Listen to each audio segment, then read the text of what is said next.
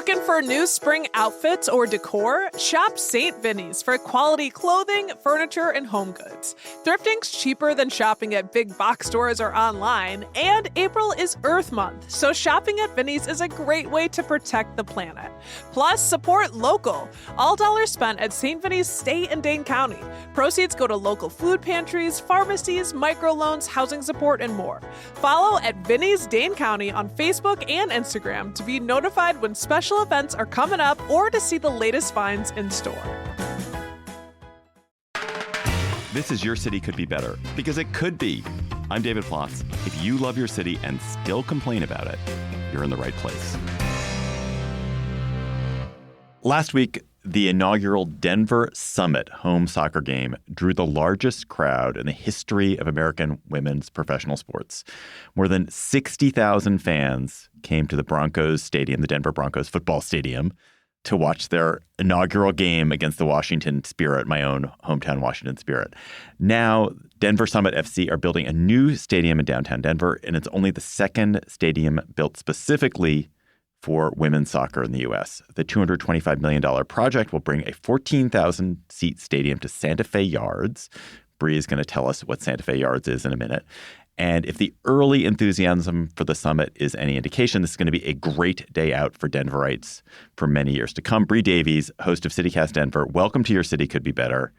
What's up, David? Thanks for having me. Oh, it's so good to be here. You did not make it to the summit game, but it sounds like it was the event of the day in Denver. 63,000 people to be exact. And I will just say I was out in the burbs that day, and the whole restaurant was full of people, particularly kids and like teenage girls in head-to-toe Summit gear.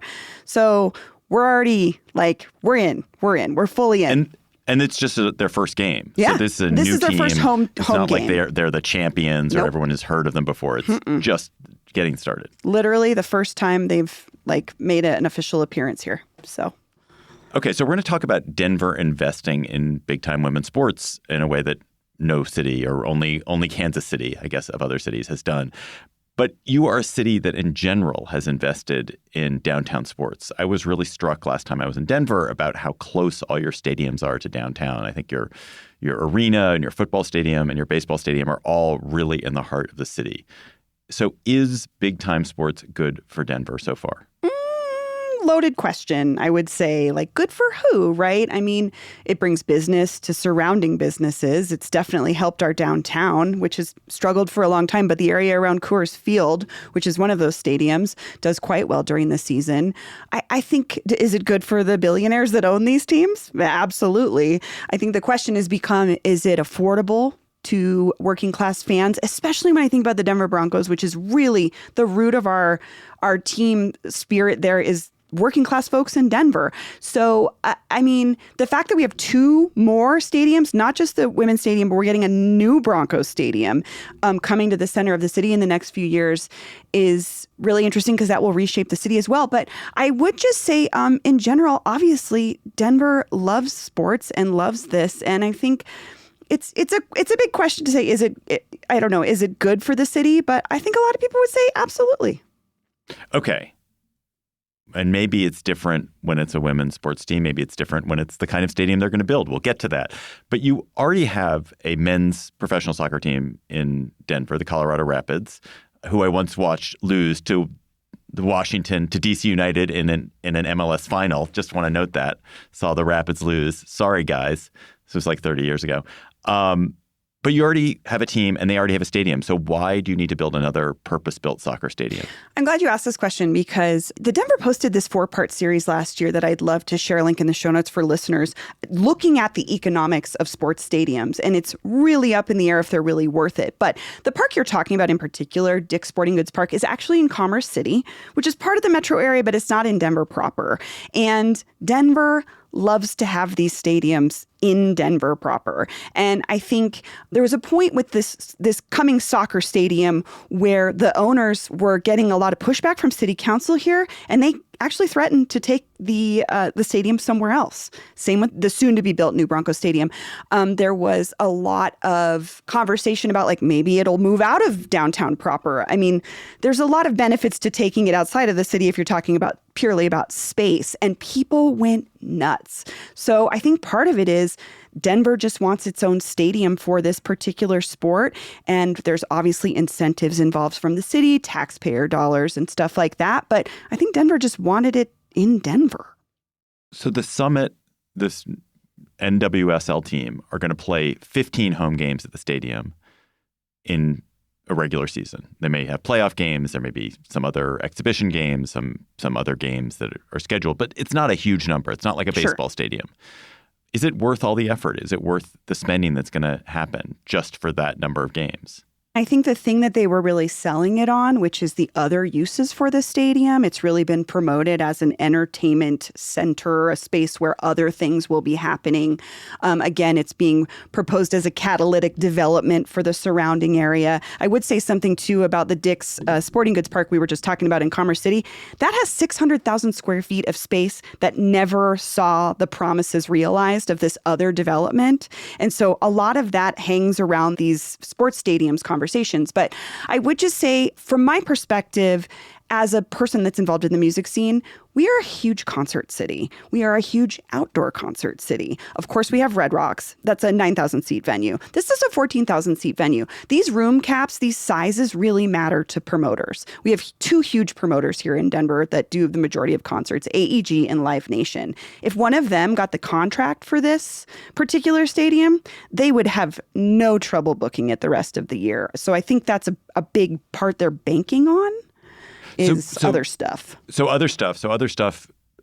Other events in the stadium itself. What else is going around the stadium? So they're going to build a stadium, but I'm sure there will be other things. Sure. They've promised housing, which is always something that comes along with these conversations. They've promised retail. They've promised a lot of things. But again, looking at the Dick's Sporting Goods Park project, literally none of that happened. There are roads to nowhere that surround Dick's Sporting Goods Park. So I think that was a fear for people. But we're also talking about a plot of land that is right in the middle of the city. There's already development around it. I mean, it's literally in the middle of our city, and it's been sitting vacant for decades. It's a lot of big promises of this idea of the entertainment district, which has taken over, I think, with the stadium conversation in the last few decades, is the other things that can go along with a stadium, not just being surrounded by parking lots, which is what our current Bronco Stadium, the problem is. Right. And to your point, like it is a big difference when you're talking about something that's in the downtown of a city versus in the suburbs. In my city, all of the suburban big sports ventures that have ever been built, the big venues that have been built, have been dead zones because they put acres and acres and acres of parking around it. Like that's all that's there. And there's no reason to be there except the sporting event or maybe the concert. And they die, or they are dead. They're dead when they're not being used. Yeah. But for downtown sports venues that are relatively dense and that are relatively close to other things and which don't have tons of parking, those tend to really develop alternative uses. Like people do put restaurants and breweries and other things next to them. Yeah, and that's the case with Coors Field, our baseball field, which, again, attendance is high, even though our team sucks, because people love to hang out at Coors Field. Like, it has great offerings when it comes to, like, beer and drinks and great places to sit and hang out in the sun. But that's a unique case in that it was built into a downtown area that already existed. We have another great example of the potential for things other than parking lots happening in Denver Center as well with Ball Arena, which is owned by Stan Kroenke. He owns a lot of stuff. We're calling this Kroenkeville. He's got this huge plan to actually turn those existing parking lots around Ball Arena where the Nuggets play and the Avalanche play into a whole new neighborhood. Housing, they're promising childcare, grocery stores, post offices. Like, again, all of this is promises. You can't make a lot of those things just happen out of thin air. But that is something that I think a lot of these folks are thinking about going on forward in the future. And that one hasn't been realized yet either. So it's really kind of a wait and see. But that's the hope. And I think for a lot of Denverites, that's the hope too, because what does a giant empty parking lot serve us in the middle of the city if you're not going to that event? Not much. Last time I was in Denver, I stayed in a hotel. My room looked over Coors Field. Yeah. Which is cool, it was right? Amazing. I mean, it was really cool. Is that that's for like someone visiting here? Is that a bonus to you? Like, do you? Well, I hate baseball, so not for me. But I do like sports. So it was kind of given one hand, taken the other. Who has been the driving force to build this women's soccer stadium? And sure. And did they have to overcome opposition to do it? So there's a couple things at play here. We can talk about the land portion in a minute, but I think Peyton Manning is one of the owners. I wouldn't say that registered much at all with folks. The mayor did was in my notes. It did. I mean, I think it does for name recognition, but he didn't come up that much. He wasn't really like the face, for instance. Our mayor, Mike Johnston, has been a huge booster of this. Like, wearing the jerseys everywhere. Like, he's really been a booster for it.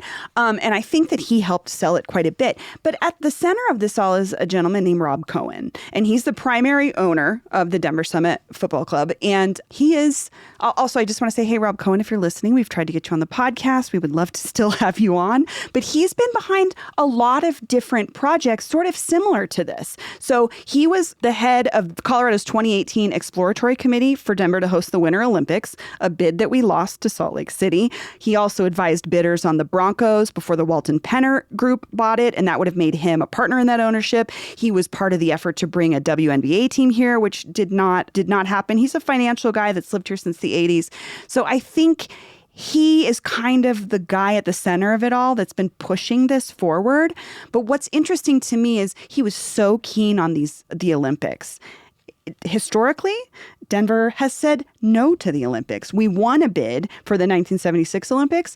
That bid actually went to the voters over if we wanted to spend money to build the facilities. And Denver said no. We are the only city in the history of the Olympics to say no to it. So I think Rob Cohen has taken some big gambles on bringing different types of sports here.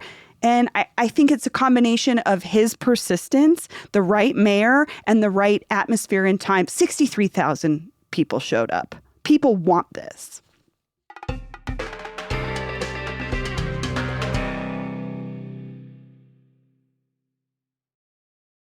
Explore the wonders of science! Y'all, it's time for UW-Madison's Science Expeditions, the yearly UW campus-wide science open house. Yup, you heard that right. UW is opening its doors to their science labs and research centers to you and your family for free.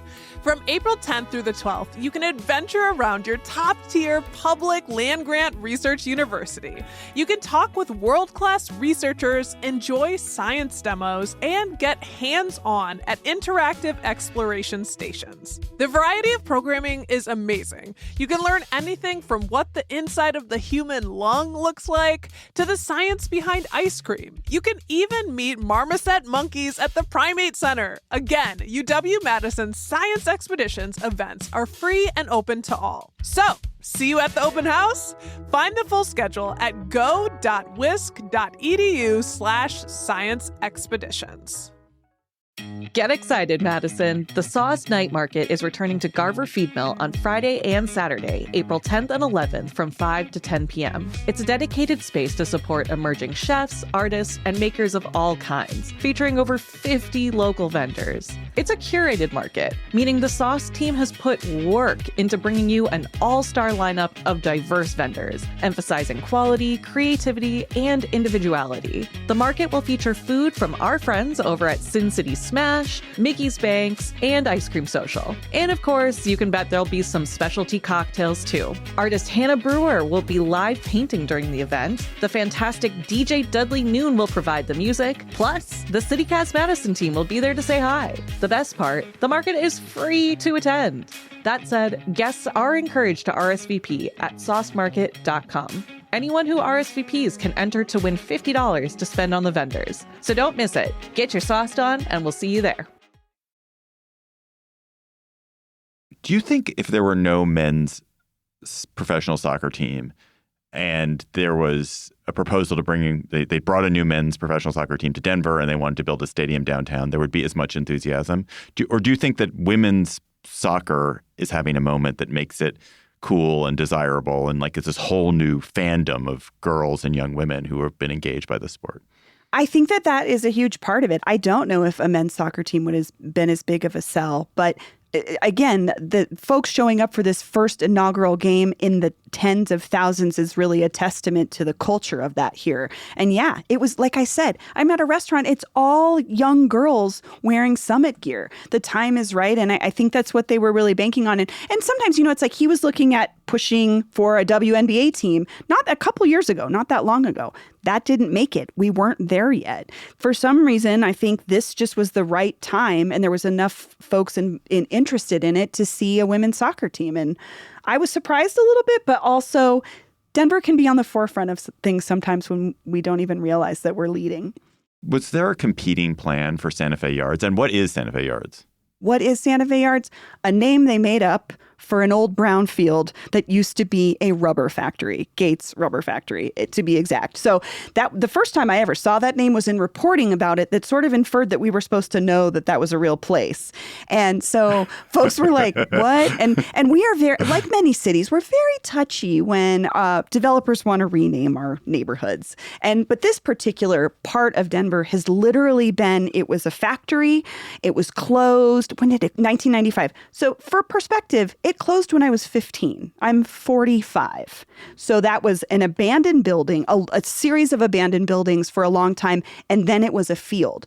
There was some promise for development, I think, in the early, 2001-ish.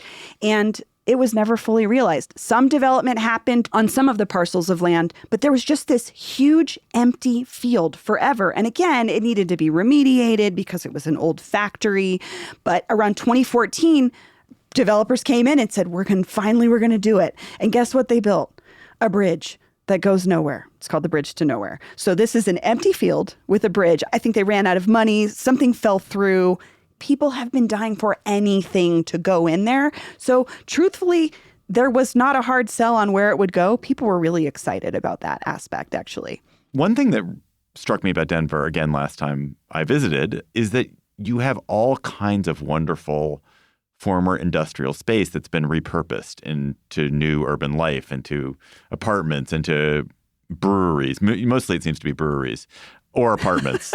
But in this case, you have a rubber factory. Why do you think Denver is good at repurposing its industrial decay into something that people want for a 21st century city? I am so glad you asked this because this is really a point of contention for us, especially those of us that have been here for a very long time. And it really depends on who you ask. In the 60s, Denver itself voted to demolish an entire Latino neighborhood under the guise of urban renewal. It was its own neighborhood, formerly its own city, Auraria.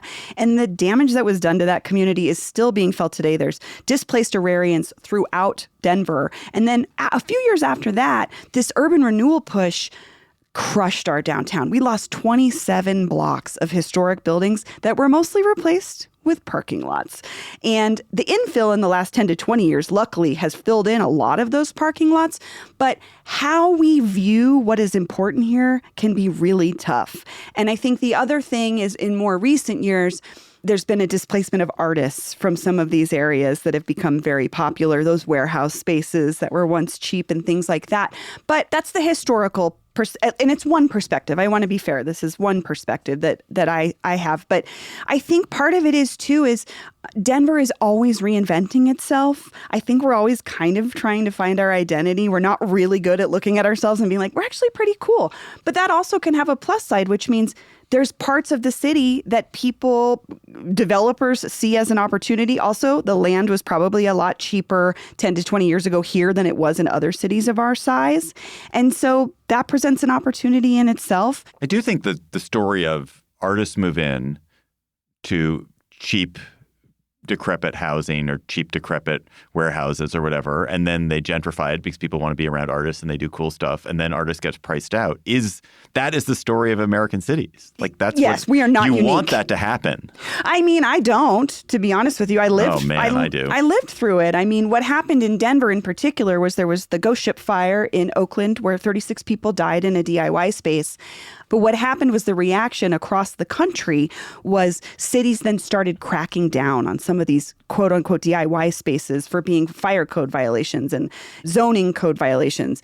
And it pushed a lot of artists out. And to be fair, this was already happening a little bit, but we have an area called the Rhino Art District, which is where much of this displacement happened. And many folks would argue that it isn't necessarily better off as an art district when artists can't necessarily afford to be there. So I don't know. I would challenge that. I would challenge that perception and say it isn't always good because, sure, people want to be near artists, but also I want to be in a city where artists can afford to live and do weird stuff that becomes mainstream. We have Meow Wolf. We have the first Meow Wolf outside of Santa Fe for a reason. Our DIY community was very strong here and very connected to them. Right. No, for sure. And I'm not saying having artists in a city is bad. We've gotten far away from our topic. I'm not saying that having artists in a city is bad or that I'm just saying that this is the story of urban succession. And then what happens is the people who would be artists in Denver are now going to be artists in Cheyenne or Laramie or something. Or in here, they've moved to the San Luis Valley, which is where a lot of artists have moved themselves. But I think they, like any other population, still want to be able to be in the city. And so it's a very touchy subject for folks. And it's a much more nuanced topic than I think we have time to tackle today. I'm glad to get on it. And it does connect indirectly to, you build sports stadiums to serve huge populations of people with money who want to come pay for fancy professional sports. I wonder, with this, finally, to go back to the Summit Stadium, how much of this is the city funding a stadium and how much of it is private developers putting their own dime behind it? Sure. Again, great question, because this was a point of contention for folks. Denver, like many places, has struggled with affordable housing. And when the city wants to put up money towards something that's not necessarily necessary, like you said, there's existing stadiums here. It can be a hard sell. So Denver itself so far has put $70 million towards purchasing the land under the stadium. We will own the land under the stadium. And then some of that money will also go to infrastructure improvements to the surrounding area. And again, another criticism of this was, do we have to get a stadium to get infrastructure improvements? Like, we still need sidewalks. We still need roads. Some of this neighborhood has been disconnected to other close neighborhoods because of highway expansion and stuff. So it wasn't without contention. And it was a conversation city council had for a long time and delayed the vote a couple times before that money was approved. So Denver in total so far, $70 million, which means about, I think, $150 to $200 million from the private developers and the ownership group. So Bree, what can your city could be better listeners and other cities take away from this conversation about the Denver Summit Stadium that could make their city better?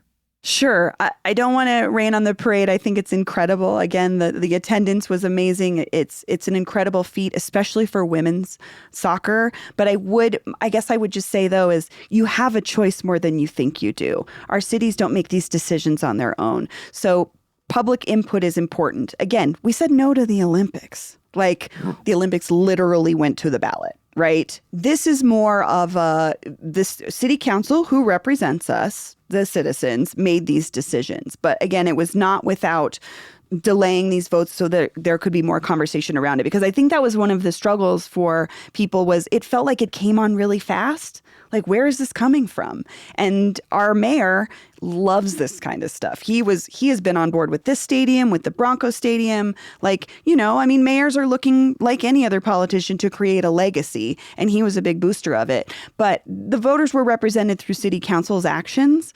And so I guess I would just I hope folks take away that civic engagement matters, even when it comes to things where it's like, do we get a say in this? Do we get to say if we have this kind of a stadium? You absolutely do. But yeah, it was, it kind of surprised me, to be honest with you, but in a good way, that we were ready for this.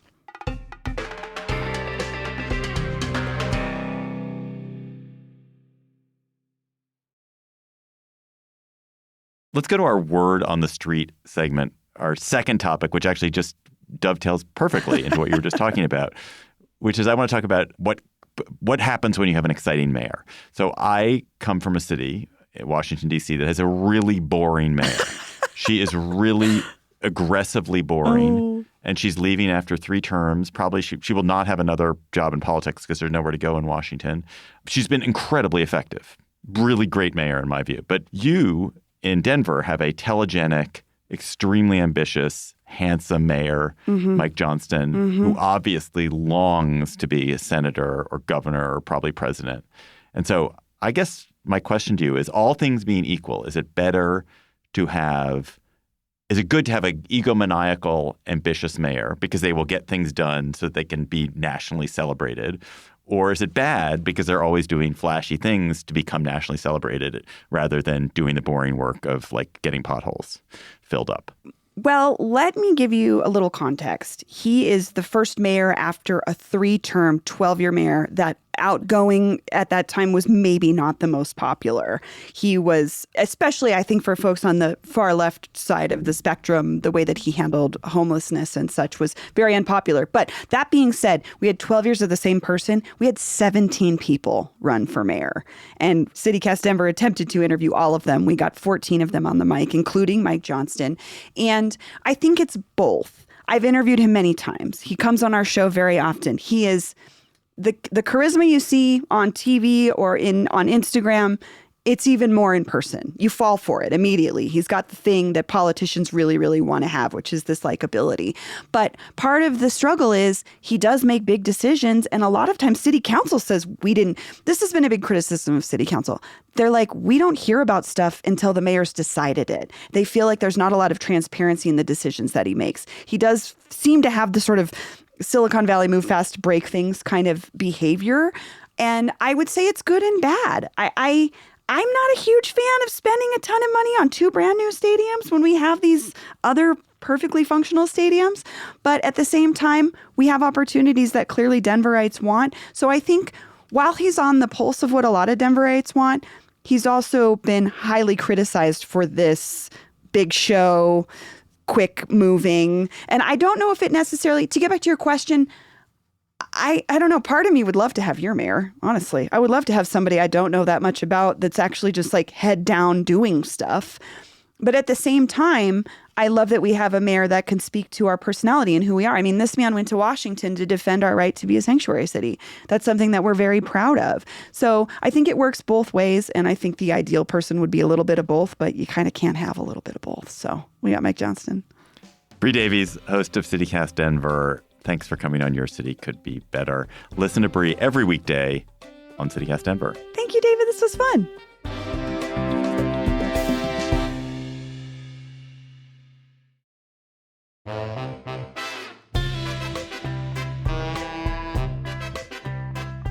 That's all for today's episode of Your City Could Be Better. I'm your host, David Plotz. Our producers this week were Lizzie Goldsmith, Elizabeth Kama, Priyanka Tilve, Bree Davies, and Paul Caroli. Our music is by Carl Christensen. If you are enjoying the show, why not tell your friends, rate the show, leave us a review. We'll be back next week with another conversation about how your city could be better.